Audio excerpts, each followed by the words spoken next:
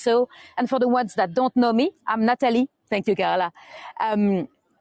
And as you can tell from my accent, I'm French. I usually guide in London. I'm on a little holiday in Greece, and I couldn't help myself sharing it with you. Right, let's go. And you'll also see another Frenchie just there. She's been following me around for a couple of weeks. I think we might be related. I'm not sure. I still need to do a DNA test or something because she looks a bit familiar. My sister is called Sarah.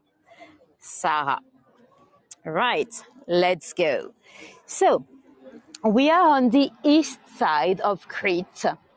So Crete is it's the largest island really in Greece.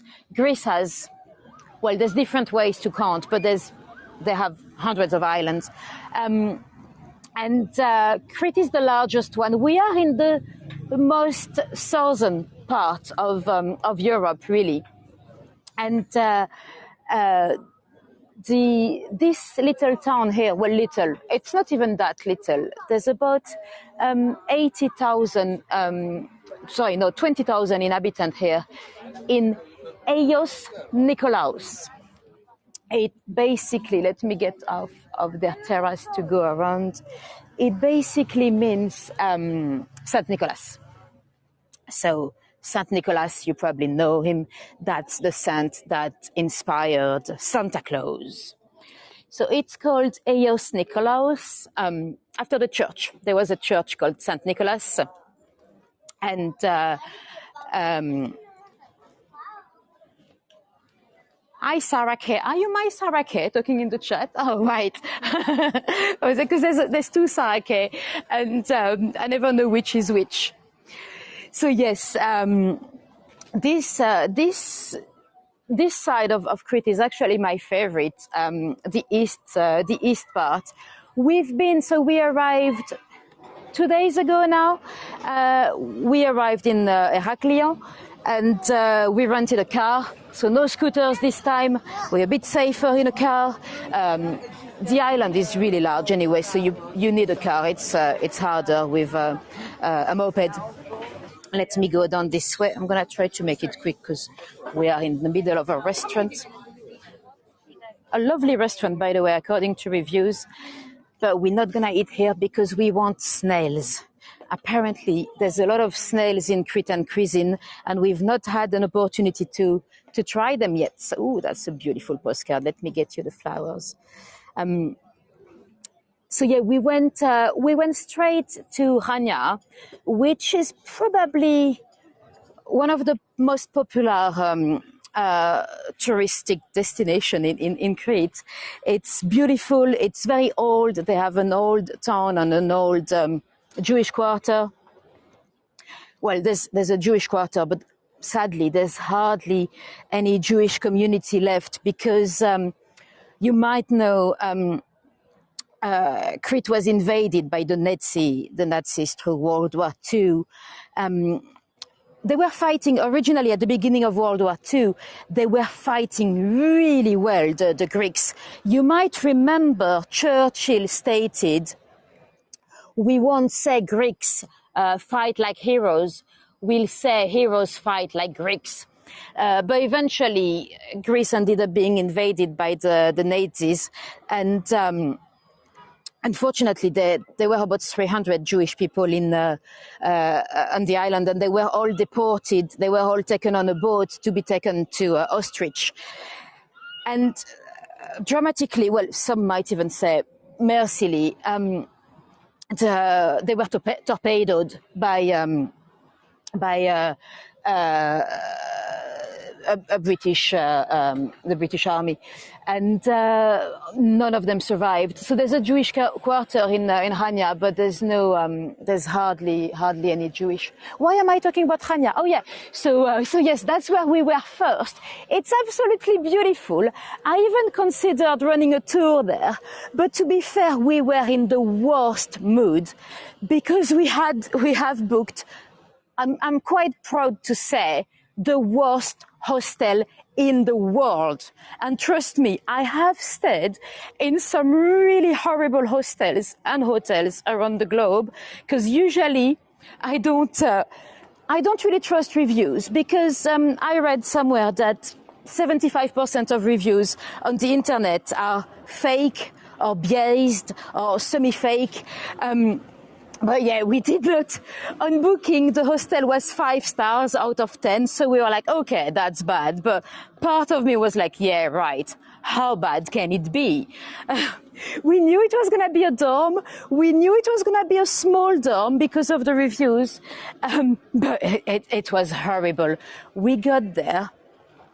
And it's still 15 euros each a night to be in a dorm. So we're talking 30 euros. It's, you know, you could have a hotel room for 50 euros. So it's not even that cheap. And the dorm was like, it was in a cave, basically, in a cellar. Extremely humid, maybe 7 square meters for 8 beds. It's like, it looked a bit like a catacomb, you know, and it was so ridiculously humid. The sheets were wet. I had a blood stain on my pillow, and just horrible. And the owner, he kept the aircon remote control with him. He did not let us use it, so it was actually freezing, and that was just horrible. And it was the hostel had just been opened 10 days ago, so. It was very new, and it was actually still a building site. The toilets had no doors. It was just ridiculous. And so because of that, we were a bit in a grumpy mood in Chania. Chania is absolutely beautiful, but you know, when you're like scared to go back home, scared not to be able to sleep. Luckily, it was only one night, and here we are in a lovely B&B with an older lady. She's lovely, and we have our own room, so we can sleep. We can sleep fine. Right, we are now back down to the lake.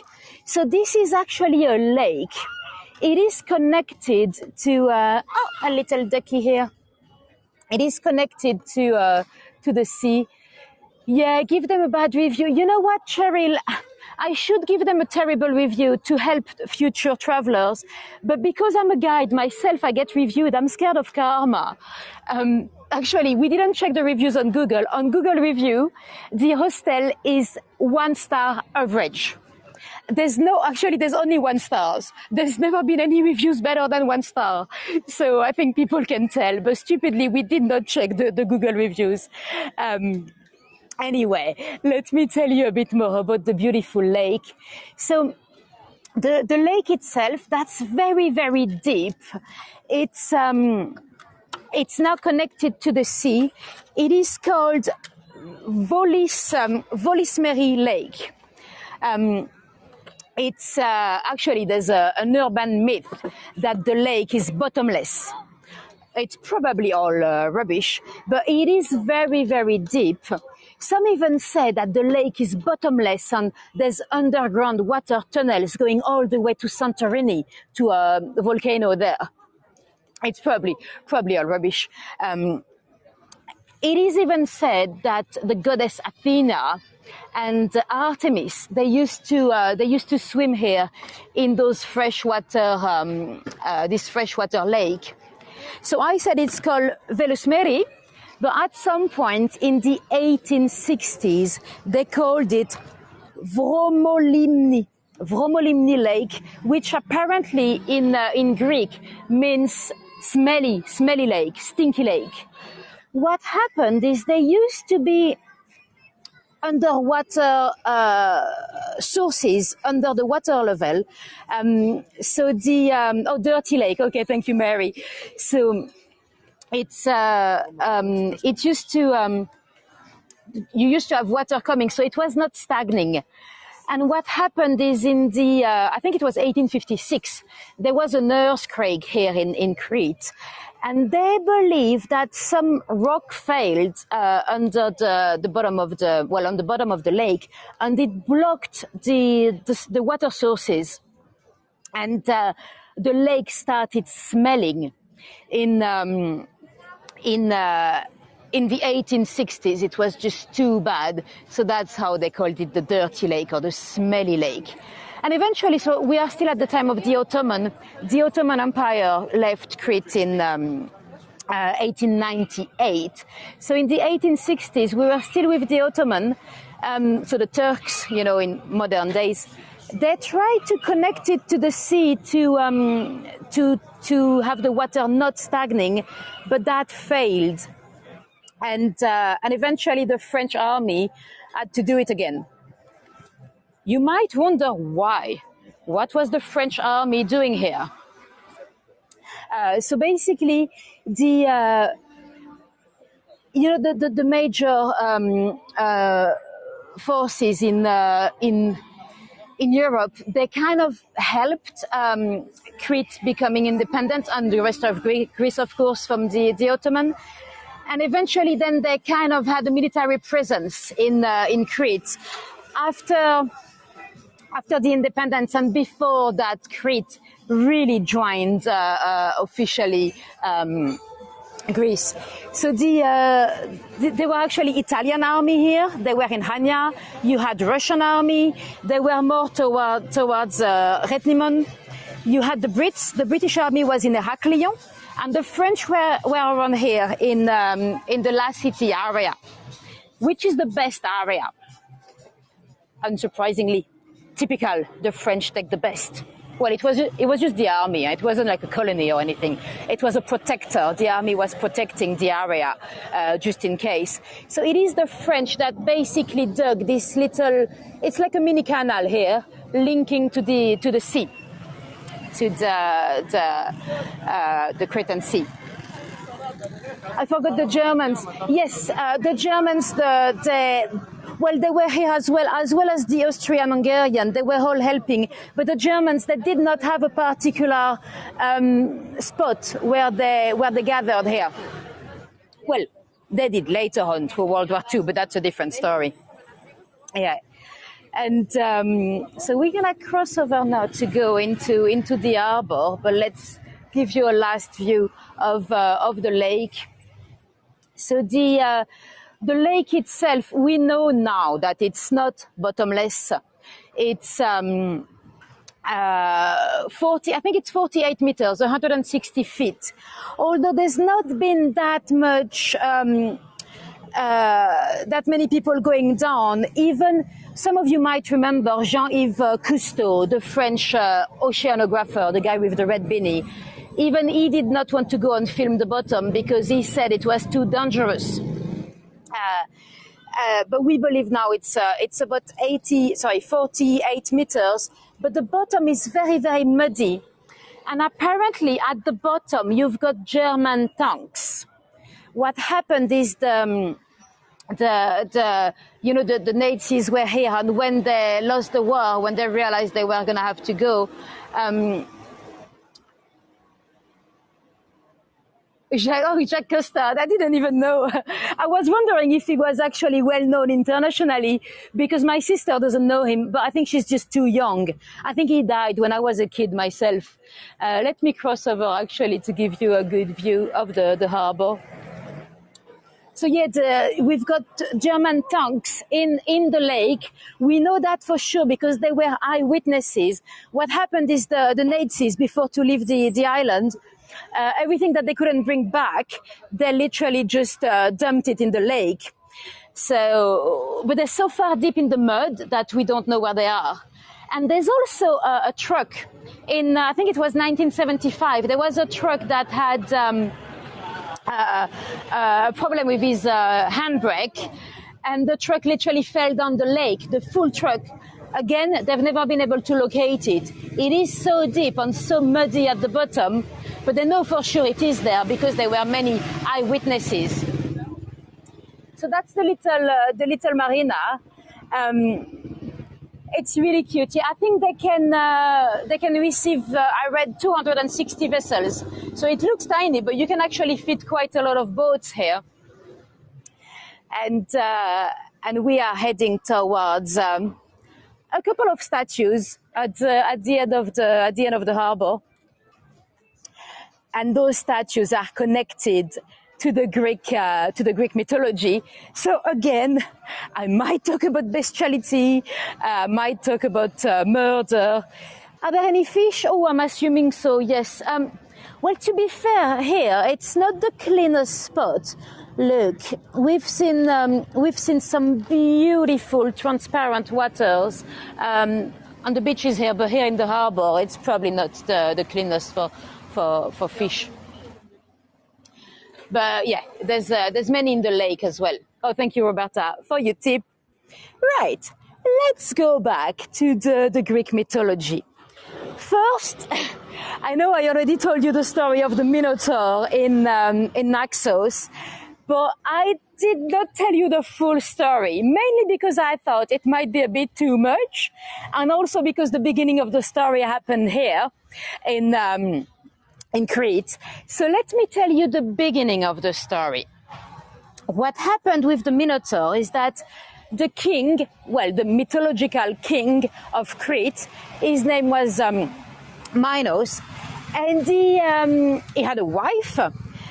And what happened is basically the saint patron, the god protector of the island. It's Dionysus, the god of the sea, and not Dionysus. What am I saying? Poseidon, not Dionysus. That's the god of wine. I already want my drink, you see. That's what happens on holiday. Not the god of wine, the god of the sea, Poseidon. He basically gifted Minos with a bull, a beautiful white bull that was meant to be slaughtered, that was meant to be sacrificed for the god of the sea. But the animal was so beautiful that Minos did not want to kill it. He hid it away. And when Poseidon heard that the animal had not been slaughtered, he was furious. So as a punishment, he decided that Minos' wife, her name is Pasiphae, not Physae, that's another one. Her name is Pasiphae. He decided that she would fall in love with the animal. And she did. She fell in love with the bull. That's probably what I told you in my last tour, but I didn't go into the gory details. But why not? And then there was, again, apologies about what's coming. Bear in mind, I did not write the story. I am just the messenger. So basically, there was another guy, Daedalus. Daedalus was like an engineer. He was like an inventor. And Daedalus decided to build a wooden cow. So Pasiphae could lay down on top of the wooden cow to consummate her love with the white bull. So obviously by doing so, she got pregnant with a baby that was a little bit funny, half bull, half human. That's the Minotaur. And while we hear those lovely cruises, we did not take any, but that very boat, the Austria, we saw it at lunchtime. We were on a lovely little, very paradisiac, isolated beach with a really hard drive to get there. And suddenly that boat got there with live music. Well, not live, but music quite loud. And 100 of people, 100 of passengers going to swim in the same time. So suddenly our little isolated beach was not that quiet anymore. Anyway, let's get back to the Minotaur. So then the rest of the story, you might know him. The Minotaur was kept here in Crete under in a labyrinth under a palace. The labyrinth was actually designed by Daedalus himself, the guy that built the wooden cow. And Daedalus apparently helped Arian and Theseus, so that's the guy that came to kill the Minotaur, is the one that helped them and gave them the idea to have a ball of thread to find their way into the maze. And when Minos heard that Daedalus had helped them kill the Minotaur, he was furious. So Daedalus had to run away, but he could not go by sea because Minos were controlling all the port. So what he did is that he used wood and plums from birds to build himself and his son Icarus a pair of wings. And he used wax to glue it together. So he started flying away from Crete, quite far away. And his little boy Icarus was really excited to be able to fly. And he went a bit too high, too close to the sun when... I'm just going to show you the map just in case if you wanted to have a look. He went a bit too close to the sun, and the wax melted away. So Icarus fell down and drowned into the sea, which is still today called the Icarian Sea. Then oops, I nearly fell down on a little pillar here.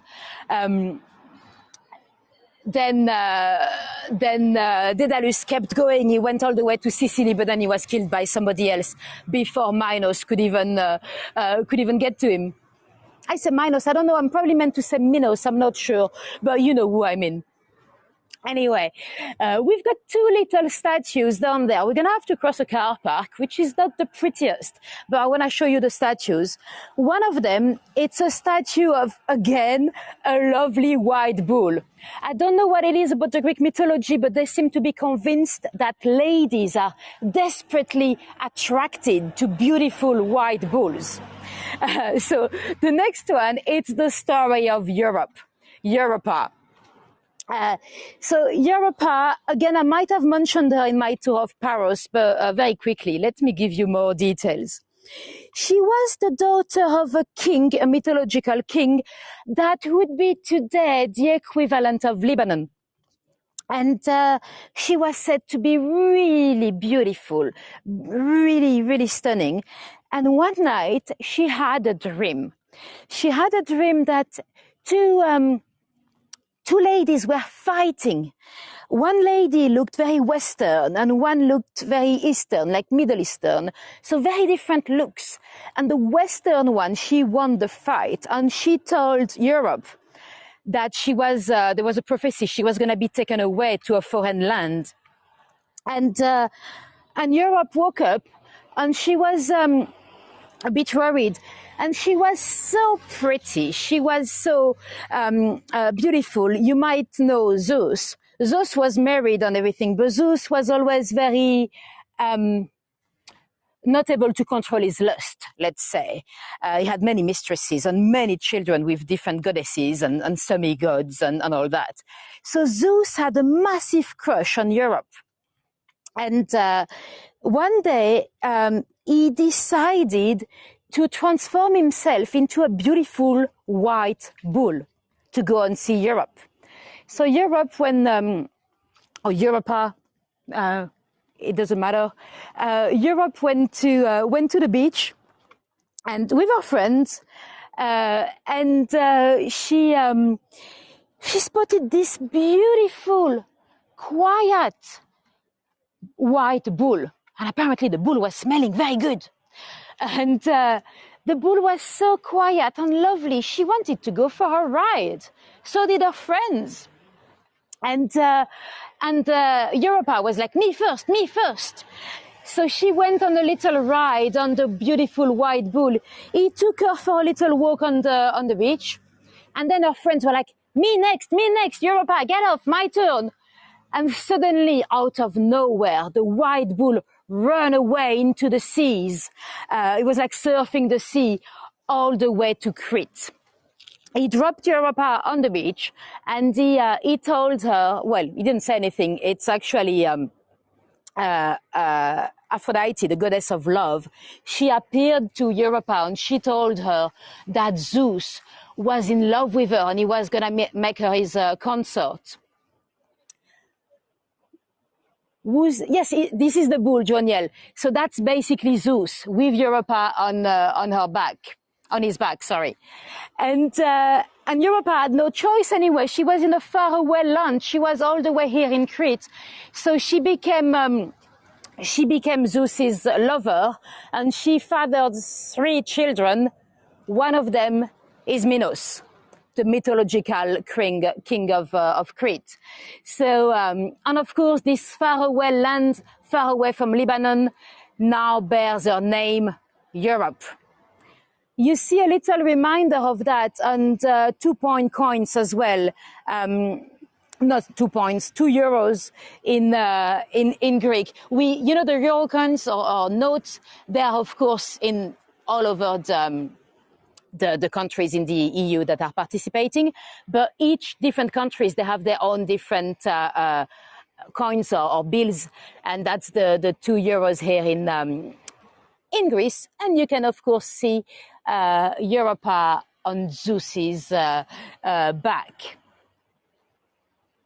Oh, thank you, Anne. Before we go anywhere, let me zoom in. It's going to be quite hard to see, but we don't want to go all the way there because once you get there, it's not that pretty. If I zoom in, you'll see another statue down there.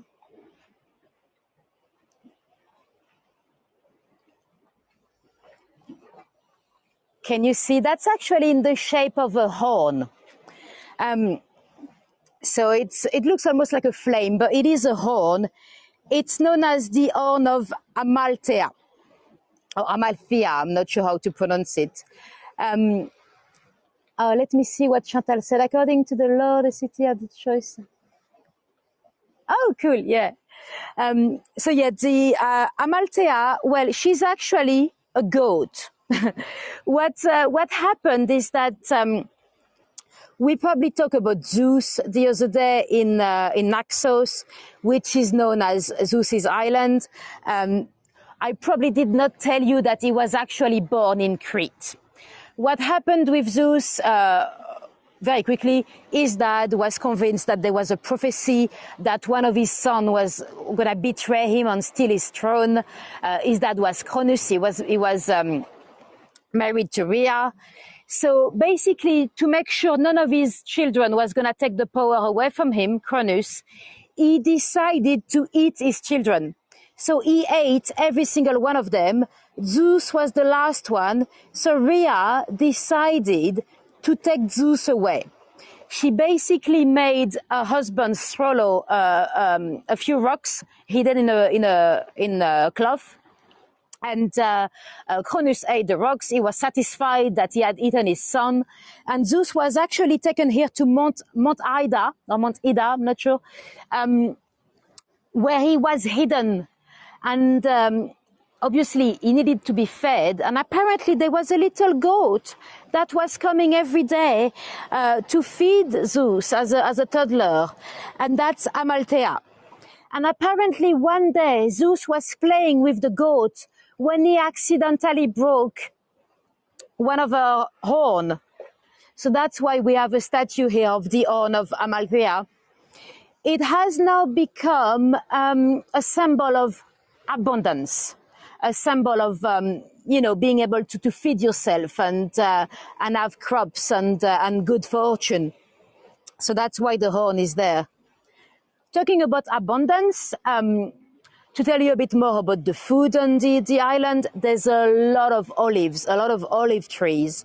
The extra virgin olive oil from here, it's quite well known. So a lot of olives, and also they have some, they call them citron. It's like a lemon with a very big peel, a very big skin. That's actually quite sweet. And apparently they used to export the citrons mainly to the UK, because they were in the UK, we were using it for Christmas pudding. But they got screwed by Corsica. The French realized that those citrons, they were selling very well in the UK, so they basically stole the market from them. Now a lot of the citron being sold for the Christmas pudding, they're actually from Corsica. Unacceptable. Blame the French again.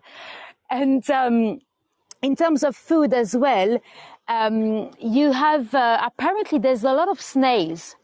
And you might be surprised, I'm French, but I've never actually tried a snail. My sister have, but I have not. So I want to eat some some Cretan snails.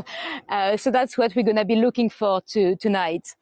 Apparently the snails, became a staple in the diet through World War II. Through the Nazi occupation, people were starving basically, so they ate a lot of snails on horta. Horta is a bit like wild spinach. It's basically herbs that you can forage in the mountains. We have some very high mountains, by the way, on the island. I think the highest might be 2,500 or 400 meters. So there is snow, I believe, even in the summer on top of the mountain. There are different snails served with garlic butter. Oh yeah, well, I need to try both, but I've never tried the French ones. So tonight it's gonna be a snail's night. Apparently, it's meant to be aphrodisiac. Well, I'll let you know if I get particularly excited tonight.